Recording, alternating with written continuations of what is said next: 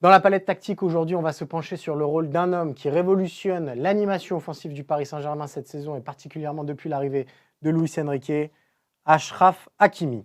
Depuis son arrivée en 2021, Hakimi il a été utilisé soit en piston, soit en arrière droit, mais on l'a souvent trouvé un petit peu engoncé sur son côté droit, à faire beaucoup de courses, mais à pas forcément être trouvé en relais par ses coéquipiers.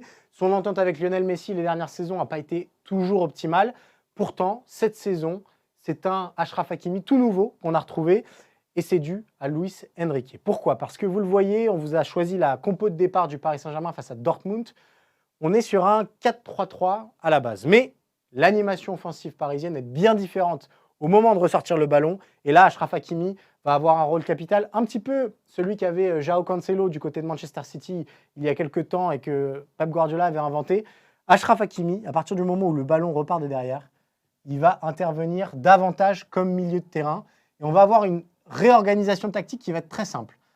Ousmane Dembélé va venir coller absolument la ligne à droite. Vitinha va s'exiler à gauche pour avoir un petit peu le même rôle que Dembélé, ce qui permet à Kolo Muani de prendre la profondeur et à Mbappé de se recentrer.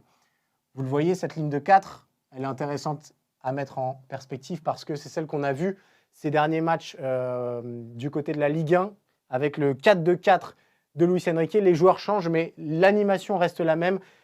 Et vous avez donc ce rôle d'Achraf Hakimi qui ici va être un petit peu l'homme libre qu'il va falloir toucher et qui va multiplier les courses vers l'avant, soit pour se servir d'Ousmane Dembélé qui a un excellent relais technique, soit pour y aller tout seul et pour engendrer ses courses qui lui permettent de se retrouver à 25-30 mètres et d'armer des frappes ou des centres. On va les mettre un petit peu mieux disposés et on va voir que cette ligne de 3 là va ressortir le ballon très facilement, notamment avec l'incorporation de Lucas Hernandez. Et on va chercher à toucher très rapidement Hakimi parce que son entente avec Dembélé est essentielle et parce qu'il va avoir ce rôle soit à l'intérieur du jeu, donc ces fameux half space, on vous les a déjà expliqués plusieurs fois, mais ces zones un petit peu entre les lignes qui sont très compliquées à défendre. Et Hakimi, avec sa vitesse, avec sa virtuosité technique, va avoir la possibilité de se projeter davantage.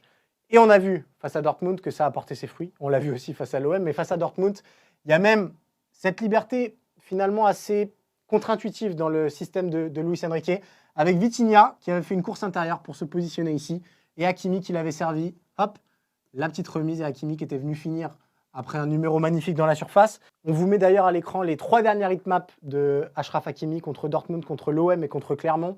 Ce n'est pas du tout des hitmaps de latéral droit, c'est des hitmaps de milieu relayeur, voire de milieu droit très offensif. Ça vous dit à quel point il est porté vers l'avant dans cette animation. Ce qu'on veut comprendre ici, c'est que Hakimi est à la base à latéral droit, mais que c'est devenu presque le meneur de jeu officieux du Paris Saint-Germain, en tout cas celui qui impulse le mouvement et qui permet aux Parisiens souvent d'avoir une supériorité numérique dans les 30 derniers mètres. Et si vous voyez ça, ça vous dit un petit peu tout de la puissance offensive parisienne. 5 joueurs avec beaucoup de mouvement, avec une qualité technique supérieure à la moyenne, qui peuvent permettre à Paris de faire la différence à tout moment.